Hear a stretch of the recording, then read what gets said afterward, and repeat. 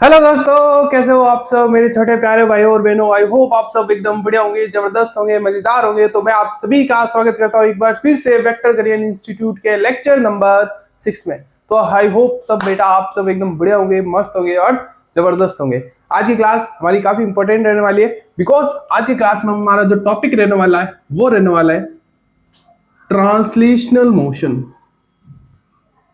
Translational motion, इसको हम motions on problem भी बोल सकते हैं, मोशंस के ऊपर प्रॉब्लम्स। देखो, कल की क्लास में हमने ट्रांसलेशनल इक्विलिब्रियम के बारे में पढ़ा था। कल की क्लास में हमने क्या पढ़ा था? ट्रांसलेशनल इक्विलिब्रियम के बारे में पढ़ा था। लेकिन आज हम पढ़ने वाले ट्रांसलेशनल मोशन के बारे में। तो पहले कल की क्लास के 2 क्वेश्चंस बचे थे जो मैंने आपको जाते जाते बताया भी था। कल सबसे पहले आने से पहले हम कल की क्लास के 2 क्वेश्चंस करेंगे और देन हम अपनी आगे की क्लास ट्रांसलेशनल मोशन के ऊपर स्टार्ट करेंगे। वो वैसा ही है। ट्रांसलेशनल इक्विलिब्रियम एक बार वापस से रिवाइज करा देता हूँ। ट्रांसलेशनल इक्विलिब्रियम होता क्या था? एक किसी भी बॉडी के ऊपर, कोई भी बॉडी जिसके ऊपर नेट फोर्स जीरो मतलब या तो फिर वो बॉडी कांस्टेंट वेलोसिटी के साथ जा सकती है या फिर बॉडी वो रेस्ट पर हो सकती है, तभी उस बॉडी के ऊपर नेट फोर्स जीरो होगा। उससे रिलेटेड हमने काफी एग्जांपल्स भी देखे थे। आज हम उसी से रिलेटेड कुछ एग्जांपल देखने वाले। देखो, सबसे पहला एग्जांपल आज की क्लास का हमारा क्या रहेगा? वो रहेगा ये धागे से हमने क्या बांध रखे? ब्लॉक बांध रखे इस तरीके से, M1 block, M2 block and M3 block. I hope आपको सब आपको क्या करना है? Find tension in each string. Find tension in each string. प्रत्येक स्ट्रिंग में आपको क्या फाइंड करनी है? टेंशन फाइंड करनी है। तो आप इसको कैसे सॉल्व करोगे? तो ध्यान से सुनना मेरी बात। तो देखो, यहाँ टेंशन T1 है, यहाँ पे मान लेता हूँ टेंशन T1 है, इधर टेंशन T2, इधर भी टेंशन T2। सबसे पहले आप क्या करते थे? Draw free body diagram. मैंने हमेशा यही बताया, draw FBD, free body diagram सबसे पहले ड्रॉ करना है। देन टेंशन T3 आपकी यहाँ होगी, देन टेंशन T3 आपकी यहाँ होगी। आई होप आपको मेरी बात समझ में आ रही होगी। अब देखो, वेट को ड्रॉ करना है तो M3G, M2G, M1G। ठीक है, FBD तो सर हमारा बन गया। इसी देखो, इस सिस्टम को अलग करने की भी जरूरत नहीं पड़ी। FBD हमने डायरेक्ट इस सिस्टम के अंदर ही बना लिया। FBD बन गया। अब सभी फोर्सेस को आपको रिजॉल्व करना है। आप सभी को पता होगा नेट फोर्स अलोंग x तो जीरो है। नेट फोर्स अलोंग x मेरा जीरो है। जो भी फोर्स है वो मेरा y के अलोंग है। और मुझे यहाँ पर एक चीज दिखाई दे रही है, ये पूरा का पूरा सिस्टम मेरा धागे से बंधा हुआ है। इस पॉइंट पर पूरा का पूरा सिस्टम बंधा हुआ है, यानी ये सिस्टम मेरा इक्विलिब्रियम में। अगर मैं एक डोरी रस्सी लेके उसके ऊपर 3 ब्लॉक बांध दूं, उससे 3 ब्लॉक बांध दूं और उस रस्सी को छत पर टंगा दूं, तो वो तीनों ब्लॉक हमेशा रेस्ट पर ही तो रहेंगे। ये तीनों ब्लॉक हमेशा रेस्ट पर ही तो रहेंगे, यानी ये पूरा का पूरा सिस्टम मेरा इक्विलिब्रियम में। कौन से ब्रियम में? इक्विलिब्रियम में। इसका मतलब सारा का सारा force, net force along y भी मेरा क्या होगा? जीरो होगा, लेकिन नेट फोर्स अलोंग y आपको इन सभी को सॉल्व करके होगा। अब देखो, इंडिविजुअली चीजों को समझते हैं। सबसे पहले M1 ब्लॉक को देखते हैं। M1 ब्लॉक को कौन खींचने वाला जो फोर्स होगा वो होगा T3। M1 ब्लॉक को जो खींचने वाला जो फोर्स होगा वो होगा T3, और नीचे जो इसको वजन ले जा रहा होगा, एक नीचे की डायरेक्शन में उसका खुद का वजन होगा M1G, और इधर की डायरेक्शन में टेंशन होगा इसका T2। ये T3 इस M1G प्लस T2 के बराबर होगा, तभी ये पूरा का पूरा सिस्टम मेरा रुका हुआ रहेगा, यानी इक्विलिब्रियम में रहेगा। समझ में आई मेरी बात? यानी नेट फोर्स अलोंग y आप जीरो करोगे तो क्या करोगे? T3 आपका y में है माइनस M1G प्लस T2, ये दोनों आपका क्या है? माइनस J के अलोंग है। तो देखो, ये माइनस आगे चला गया, तो इस must be equal to zero, यानी T3 की वैल्यू किसके बराबर आएगी? M1G प्लस T2 के बराबर। आप डायरेक्ट भी ऐसे कर सकते हो, T3 की वैल्यू M1G प्लस T2 के बराबर आएगी। अब देखो, अब हम बात करते हैं सेकेंड ब्लॉक पर अपनी। जब मैंने अपने सेकेंड ब्लॉक पे ध्यान दिया तो उसको ऊपर की डायरेक्शन में खींचा जा रहा है T2 से, नीचे एक तो इसका वजन ले जा रहा है M2G, और इसके ऊपर एक लग रही है टेंशन T1 नीचे की डायरेक्शन में। तो देखो इस सिस्टम को इक्विलिब्रियम में रहने के लिए T2 की वैल्यू m2g प्लस T1 के बराबर होनी चाहिए। ओके सर, समझ में आ गई ये भी बात। और लास्ट वाला ब्लॉक जो हमारा m3 है, उसको आपको पता है ये वाला ब्लॉक ऊपर की डायरेक्शन में खींचा जा रहा होगा टेंशन T1 से, नीचे की डायरेक्शन में सिर्फ और सिर्फ इसका वजन ही होगा। और यानी ये T1 है वो सिर्फ अपने वजन को क्या कर रहा होगा, बैलेंस आउट कर रहा होगा। अब देखो, अब आप सारी चीजें इसके अंदर पुट कर दो तो T2 आ जाएगा अपना कितना, m2g प्लस m3g, और अपना जो T1 है, अपना जो T3 है, ये आ जाएगा m1g, और ये T2 उठा के इस इक्वेशन में रख दो तो ये आ जाएगा अपना m2g plus m3g। I hope आपको सारी चीजें अच्छे से समझ में आ गई होगी। सभी बॉडीज के अंदर इंडिविजुअल टेंशंस निकालना आप सीख गए होंगे। अब देखो, अब इसका अल्टरनेटिव मेथड क्या है। अल्टरनेटिव मैंने आपको ये भी बताया था, उसका अल्टरनेटिव मेथड, जैसे मैंने आपको अल्टरनेटिव मेथड भी बताया था, इस सिस्टम में ये सारी की सारी चीजें कट जाती है। अल्टरनेटिव मेथड मैंने आपको क्या बताया था, ये m1 इस बॉडी को, जो ऊपर ये जो बॉडी है, इस बॉडी को ये जो धागा खींच रहा है, इसके ऊपर 3 मास लटके हुए हैं। ये जो T1 है, जैसे आपने देखा होगा, आप जब भी रस्सी पकड़ते हो, मान लो आपने रस्सी पकड़ रखी है, आपने 3 मासेस रस्सी से लटका रखे, तो आपको कितने मासेस का वजन फील होगा अपनी रस्सी को, जिस रस्सी को आपने पकड़ रखा है, तो आपको कितने मासेस का फील होगा वजन, 3 मासेस का वजन फील होगा। यानी आप जो फोर्स फील कर रहे होगे, T3 जो फोर्स फील कर रहा होगा, वो इस वाले का वेट भी फील कर रहा होगा, इस वाले का भी वेट फील कर रहा होगा, और इस वाले का भी वेट फील कर रहा होगा। यानी जो T3 फोर्स है मेरा, वो m1g plus m2g plus m3g वाला फोर्स तीनों का वजन फील कर रहा होगा, तभी इसका आंसर ये आया। और देखो, ये जो T2 टेंशन है, ये जो T2 टेंशन है, जस्ट इसके नीचे वाला बॉडी, जस्ट इस m1 मास के नीचे वाली बॉडी सिर्फ अपने इन 2 बॉडीज का वजन ये फील कर रही होगी। ऊपर वाली बॉडी से इसका कोई लेना देना नहीं है, क्यों, क्योंकि ऊपर वाली बॉडीज अलग है। ये कितनी बॉडीज का भार झेल के बैठा है अपने ऊपर, ये कितनी बॉडीज को ऊपर की डायरेक्शन में खींच रहा है। T2 टेंशन m1 टेंशन को खींच थोड़ी रहा है, T2 टेंशन है, T2 धागा है, ये m1 मास को खींच थोड़ी रहा है, ये खींच तो m2 और m3 मास को रहा है।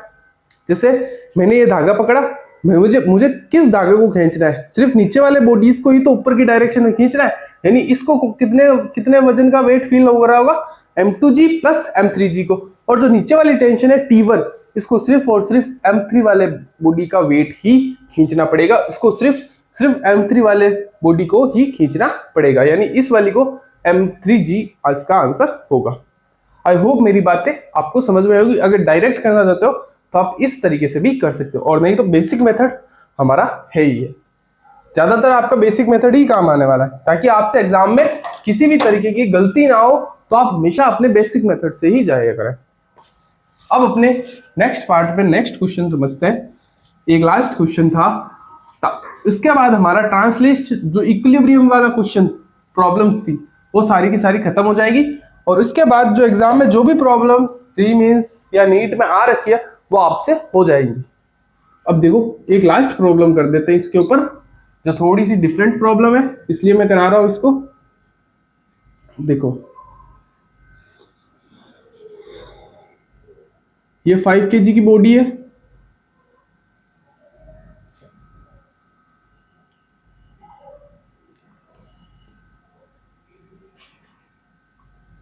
ये मास का ब्लॉक है, और यहां पे आपने इसे इस तरीके से अटका रखा है। अब आप मेरी एक बात बताओ, क्या ये सिस्टम आपको कहीं जाता हुआ दिखाई दे रहा? यस सर, ये जब बॉडी नीचे जाएगी तो ये आगे जाएगा ना। कैसे जाएगा ये आगे? अगर ये सिस्टम नहीं होता, मान लो अगर इस 5 kg ब्लॉक को अगर मैं इस धागे से नहीं बांधता, यहाँ पे दीवार है और इस दीवार से मैंने एक धागा कनेक्ट कर रहा है, और इस धागे से मैंने 5 kg बॉडी को कनेक्ट करके रखा है। अगर ये 5 kg बॉडी को इस धागे से कनेक्ट नहीं करता, तब ऑब्वियसली बात ये बंदा नीचे जाता, ये m मास की बॉडी नीचे जाती, अपना वेट को नीचे लेके जाती, पुली के ऊपर फोर्स पड़ता, तो पुली इस धागे को, इस मास वाली बॉडी को इस तरफ फ्लो कराती। ये तो था तब का केस। लेकिन इस बॉडी को मैंने इससे बांध दिया है, यानी इसका जो भी mg वेट है, इसका mg वेट है, लेकिन ये अपना रेस्ट पर है। इसको इसका जो टेंशन है T1 टेंशन, ये इसको रोक के रखेगा, और इधर जो टेंशन है T2 वो इस T3 टेंशन को रोक के रखेगा। T2 टेंशन से ये जाने की कोशिश करेगा, ये धागा इसको इधर की तरफ फोर्स लगाएगा, लेकिन ये जो T3 फोर्स है ये इसको बैलेंस आउट कर देगा। तो ये T2 टेंशन इसके अंदर भी होगी, T2 फिर से T2 और ये अपना T2। तो इसी तरीके से होगा। अब आपको एक पता है ये पूरा का पूरा सिस्टम है वो मेरा इक्विलिब्रियम में रुका हुआ सिस्टम है। आपको सिस्टम देख के ही आप पता लगा सकते हो सिस्टम मेरा रुका हुआ है या चल रहा है। आप सिस्टम देख के ही पता लगा सकते हो मेरा सिस्टम चल रहा है या फिर रुका हुआ है। तो इस सिस्टम को देख के लग रहा है ये सिस्टम मेरा पूरा का पूरा रुका हुआ है, कोई भी बॉडी एक जगह से दूसरी जगह शिफ्ट नहीं हो सकती है। तो यहां से हमें एक चीज पता चल रही है, T2 की वैल्यू T3 के बराबर होनी चाहिए। Along net force along x आपको 0 करना है। फ्री बॉडी डायग्राम देखो आपने इन सिस्टम के अंदर ही बना लिया। अब आपको पता है नेट फोर्स अलोंग एक्स 0 करना है, यानी T2 मस्ट भी इक्वल होगा T3 के। ये चीज तो आपको समझ में आ गई होगी। And net force along Y भी आपको क्या करना होगा, 0 करना होगा। देखो ये 2T2 है, ये T2 और ये T2, ये किसको बैलेंस आउट कर रहे हैं, इस T1 टेंशन को बैलेंस आउट कर रहे हैं। यानी T2 प्लस T2, ये दो टेंशन है, दो धागे मिलकर एक धागे को क्या कर रहे हैं, बैलेंस आउट कर रहे हैं। किसको बैलेंस आउट कर रहे हैं, T1 को। यानी 2 टाइम्स T2 की वैल्यू किसके बराबर हो जाएगी, T1 के बराबर हो जाएगी। यानी T2 की वैल्यू किसके बराबर हो जाएगी, T1 डिवाइडेड बाई 2 के बराबर हो जाएगी। अब ये जो T1 है, T1 किसको बैलेंस आउट कर रहा है, T1 बैलेंस आउट कर रहा है mg को। T1 किसको बैलेंस आउट कर रहा है, mg को। तो आप देख सकते हो T2 की वैल्यू किसके बराबर आ गई, mg डिवाइडेड बाई 2 के। अगर T2 की वैल्यू mg डिवाइडेड बाई 2 है तो T2 is must be equal to T3, यानी T3 की वैल्यू किसके बराबर आ गई, mg डिवाइडेड बाई 2 के। हो गया आपकी प्रॉब्लम सॉल्व। बताओ कोई परेशानी, कोई परेशानी, कोई भी तरीके का डाउट आए आपको तो आप कमेंट सेक्शन में मुझे बता सकते हो। आपको आना भी नहीं चाहिए, क्योंकि देखो ये दो ले जाने वाले फोर्स है, ये इसको बैलेंस आउट कर रहा है। तो देखो 2T2 की वैल्यू T1 के बराबर हो गई। ये इसको ये इधर की तरफ जाना चाहता है, लेकिन इसको एक फोर्स T3 टेंशन इसको बैलेंस आउट कर रहा है, यानी T3 की वैल्यू T2 के बराबर हो गई। और T1 किसको बैलेंस आउट कर रहा है, उसके वजन mg को बैलेंस आउट कर रहा है। आई होप आपको ये सारी चीजें मेरी समझ में आ गई होंगी। अब हम बढ़ते हैं अपने आगे वाले पार्ट पे। अब हम बढ़ते हैं अपना ट्रांसलेशनल मोशन। ट्रांसलेशनल मोशन कैसा है, जब हमारा सिस्टम चल रहा हो, जब हमारा सिस्टम क्या कर रहा है, चल रहा हो, जब हमारा system when net external force is applied, इसको चलिए, when net external force is applied on the system,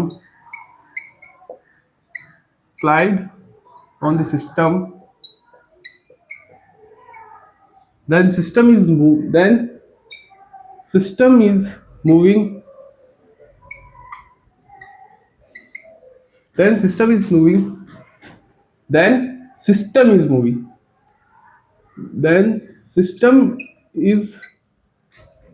moving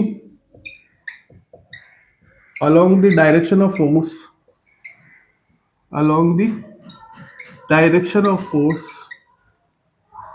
this is known as translational motion।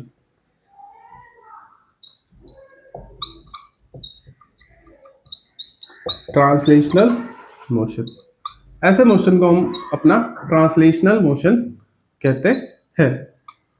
जब भी किसी सिस्टम के ऊपर फोर्स लगाएगा, जब भी किसी सिस्टम पर फोर्स लगेगा, अगर वो उस फोर्स की वजह से वो बॉडी मेरी मूव करने लग जाए, अगर उस फोर्स की वजह से मेरी बॉडी मूव करने लग जाए, तो ऐसे सिस्टम को हम बोलते हैं ट्रांसलेशनल मोशन। यानी वो जो बॉडी है वो मूव करने लग जाएगी नेट फोर्स एक्सटर्नल लगाने से। देखो न्यूटन्स ने यही बताया था, किसी भी बॉडी को मूव करने के लिए हमें नेट एक्सटर्नल फोर्स की रिक्वायरमेंट होती है। जब तक किसी सिस्टम के ऊपर नेट एक्सटर्नल फोर्स नहीं लगेगा। नेट एक्सटर्नल फोर्स का मतलब ले जाने वाला फोर्स माइनस जो भी फोर्स उसको रोक रहा है, उसके बाद जो भी फोर्स उसके पास बचा उस फोर्स से वो बॉडी है वो आगे चलती है। ठीक है, अगर नेट एक्सटर्नल फोर्स की वैल्यू 0 हो जाती है तो इसका मतलब क्या होता था, हमारा सिस्टम क्या होता था, इक्विलिब्रियम में होता था, या तो वो रेस्ट पर होता या फिर वो सिस्टम हमारा कांस्टेंट वेलोसिटी के साथ चलता था। लेकिन अब हम पढ़ने वाले ट्रांसलेशनल मोशन के ऊपर, ध्यान से सुनना। एक एग्जांपल करा रहा हूं, 2 मिनट रुकना, मैं इंक भर लेता हूं इसके अंदर। इंक कहां गई, 2 मिनट रुकना बेटा।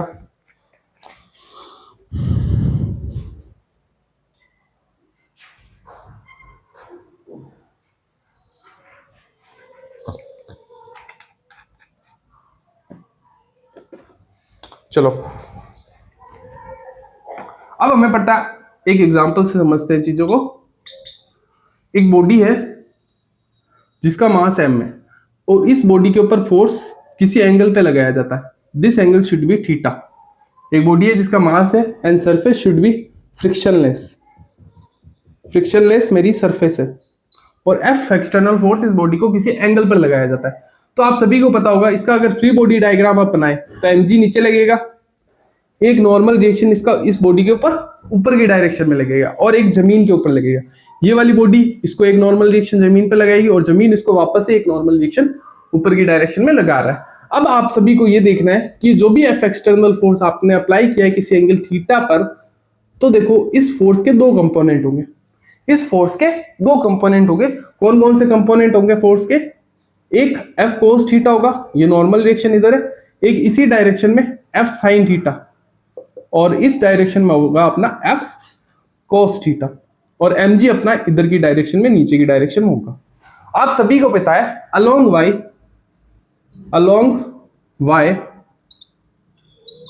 axis system does not move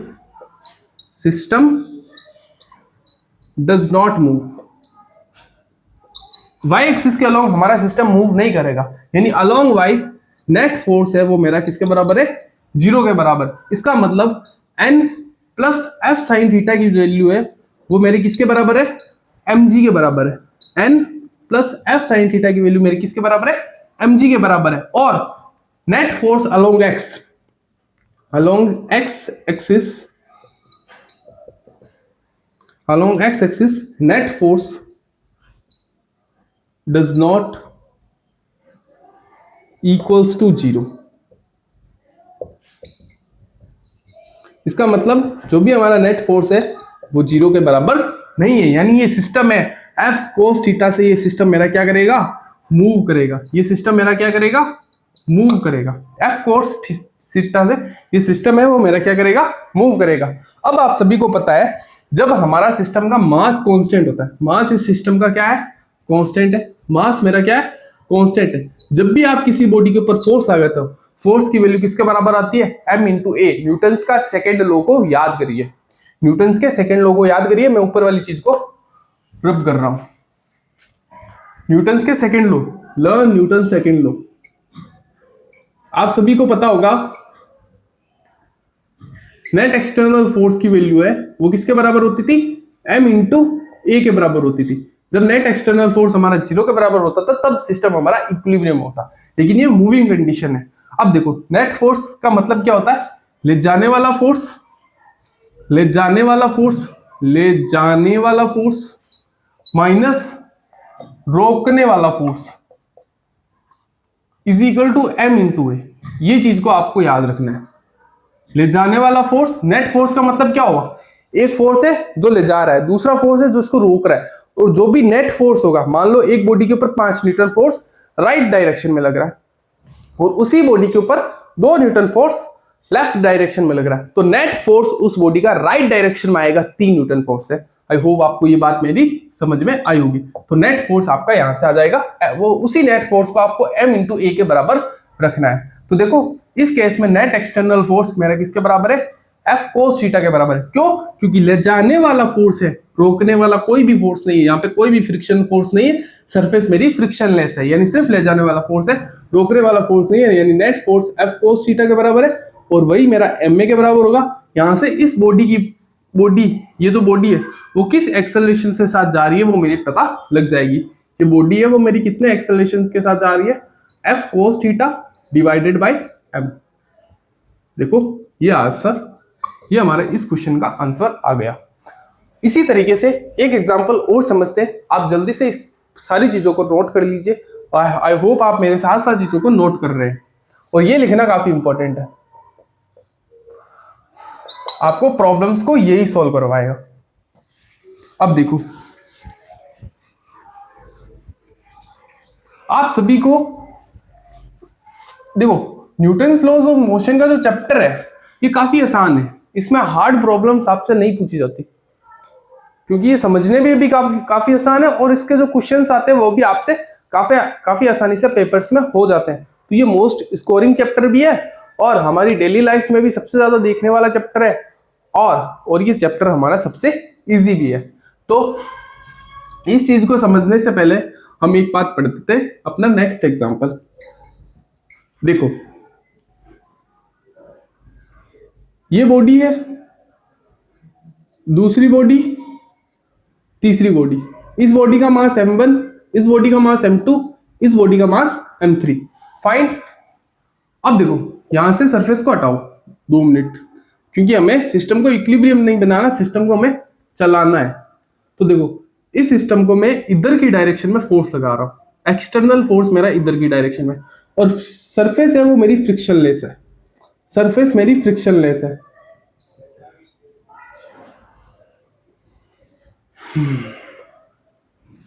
surface है वो मेरी क्या है, फ्रिक्शनलेस है। अब आपको क्या फाइंड करना है, find normal reaction on each surface and find accel and. देखो पहले ये फाइंड करो, उसके बाद दूसरा क्वेश्चन पूछूंगा आपसे। प्रत्येक के बीच में आपको क्या फाइंड करना है, नॉर्मल रिएक्शन फाइंड करना है, और फाइंड एक्सेलरेशन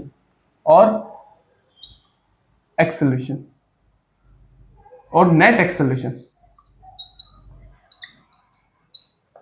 अगर इस सिस्टम को मैंने एफ एक्सटर्नल फोर्स से ऐसे दबाया, एफ एक्सटर्नल फोर्स से इधर की डायरेक्शन में मैंने क्या लगाया, फोर्स लगाया, तो ये वाला ब्लॉक इस वाले ब्लॉक के ऊपर फोर्स लगाएगा, और ये वाला ब्लॉक इस वाले ब्लॉक के ऊपर फोर्स लगाएगा, और ये तीनों ब्लॉक किसी ए एक्सेलरेशन के साथ चलेंगे, और वो ए एक्सेलरेशन मुझे क्या करनी है, फाइंड करनी है। ठीक है, मैंने इस सिस्टम के ऊपर क्या लगाया, एक्सटर्नल फोर्स लगाया है, और इसी फोर्स के कारण ये बॉडी मेरी आगे मूव करेगी। क्यों? क्योंकि आगे मेरी कोई दीवार नहीं है। ये वाला ब्लॉक इस वाले ब्लॉक के ऊपर फोर्स लगाएगा, और ये वाला ब्लॉक इस वाले ब्लॉक के ऊपर फोर्स लगाएगा। इन्हीं तीनों ब्लॉक्स सिर्फ एक ए एक्सेलरेशन के साथ मूव करेंगे, और वो ए एक्सेलरेशन हमें बतानी है क्वेश्चन में। तो देखो कैसे करोगे इस क्वेश्चन को आप। सबसे पहले आप इस सिस्टम को तोड़ो, अलग अलग से कर लो। M1 फ्री बॉडी डायग्राम को कभी भूलना मत, M2 और M3 एक्सटर्नल फोर्स आपने ऐसे लगाया था।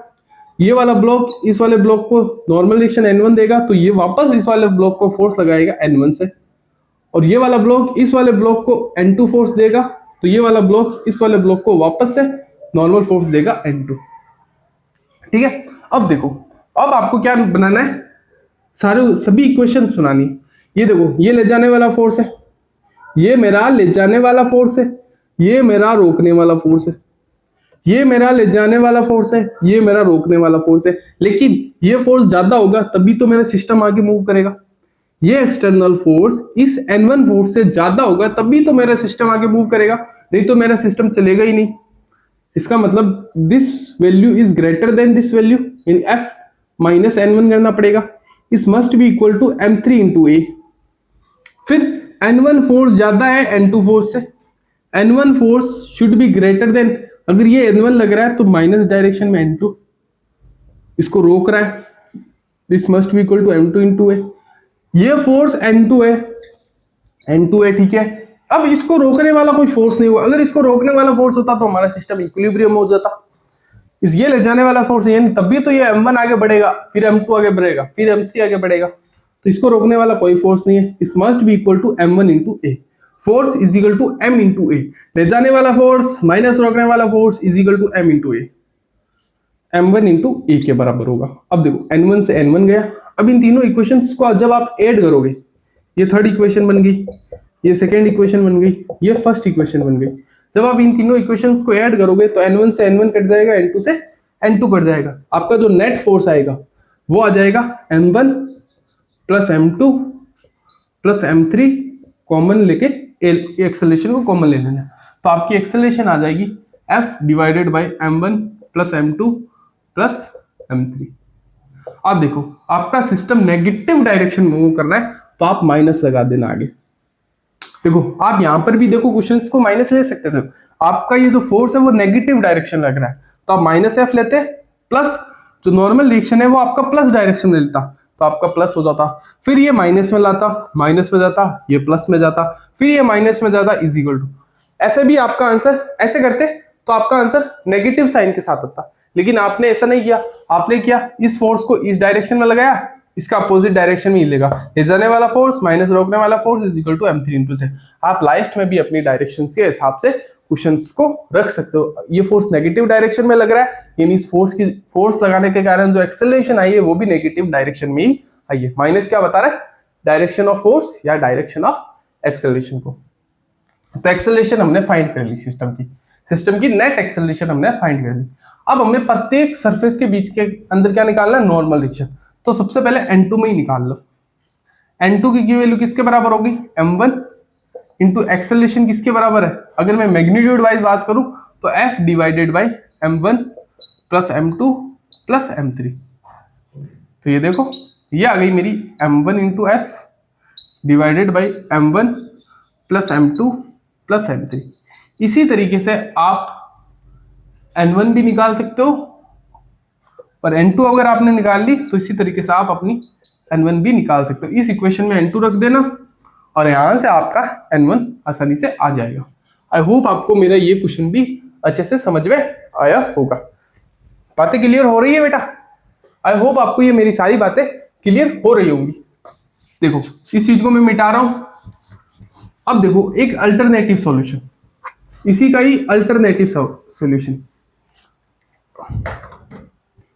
देखो अगर मैं एक एग्जांपल से इस चीज को समझाता हूं। देखो आप सभी ने गैस का सिलेंडर देखा, गैस का सिलेंडर देखा, कुछ इसी टाइप का होता है गैस का सिलेंडर।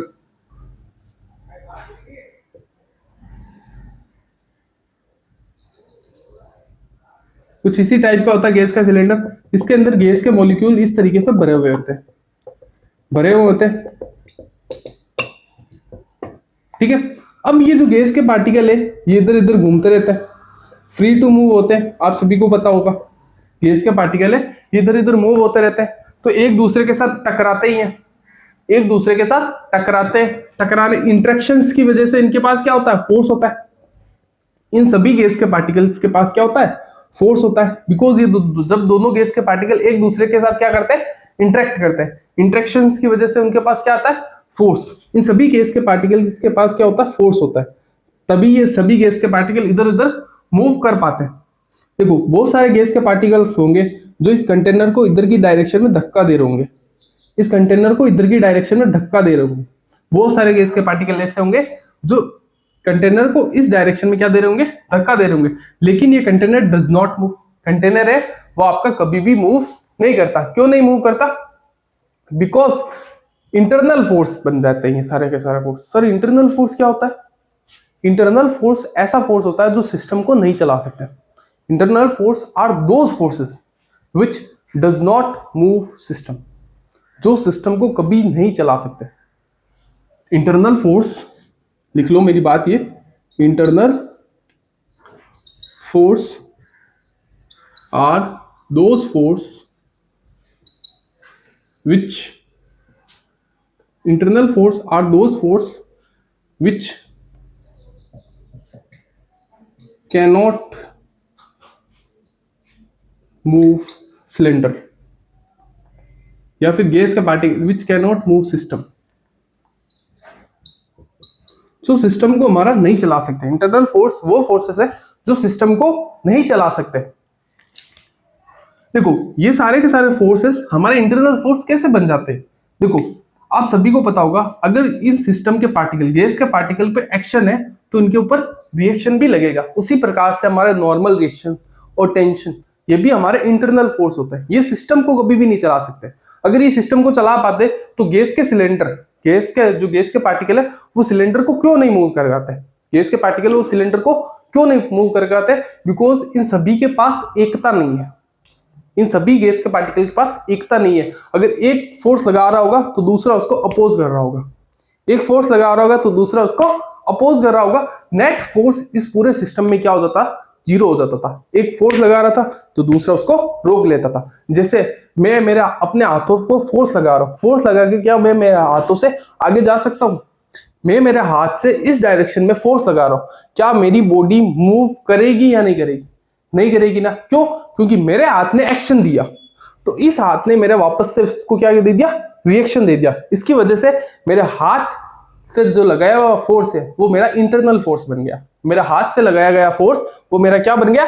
इंटरनल फोर्स गया। मेरा हाथ ने जो फोर्स लगाया वो सिस्टम को मूव नहीं कर पाया। अगर इसी जगह कोई और बंदा आके मुझे खींचता तो मैं ऑब्वियसली बात है मूव कर पाता। क्यों? क्योंकि उसका जो फोर्स है वो मेरे उसका जो फोर्स है वो मेरे लिए एक एक्सटर्नल फोर्स बन जाता।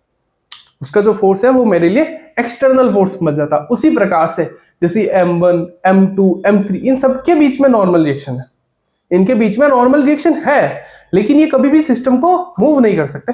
आप फोर्स मत लगाओ, क्या ये बॉडीज चलेंगी?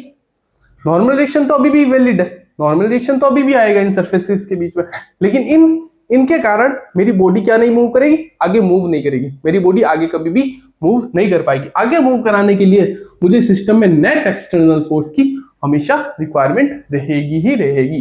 न्यूटन्स ने ये बात अच्छे से कहा थी। बताओ मेरी बात क्लियर? यानी ये जो गैस का पार्टिकल है, गैस पार्टिकल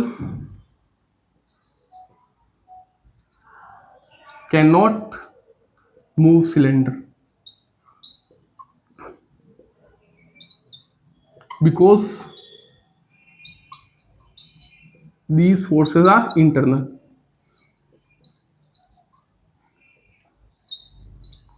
बिकॉज ये जो फोर्सेस है वो मेरे इंटरनल फोर्स बन जाते हैं।